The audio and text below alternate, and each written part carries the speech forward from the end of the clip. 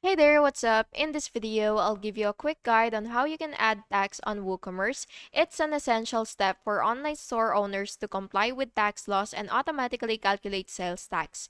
So, the first thing that you will have to do is, of course, log into your WooCommerce account. And now that you're here, you will just have to look for your settings. So, it should be somewhere right here, but it really depends on the layout of your screen. So, you do have to make sure to explore fully your website so that you will be able to see that. So anyway, it should look like a gear icon or something like that. So just go ahead and click your settings and then you will look for tax. And then next you will enable your tax by checking enable taxes and tax calculations. And then you will just have to save the changes.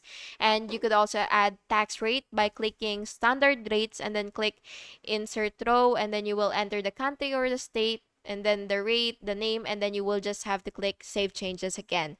And then after that, you will apply tax to your products by going to your product section. So again, it should be somewhere right here. So you just gotta explore the website because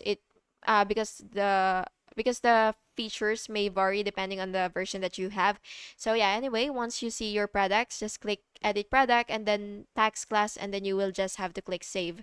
And if you would want to test the checkout, you will just have to add product to the cart and then you will proceed to the checkout and verify correct tax applied and then adjust the settings if needed.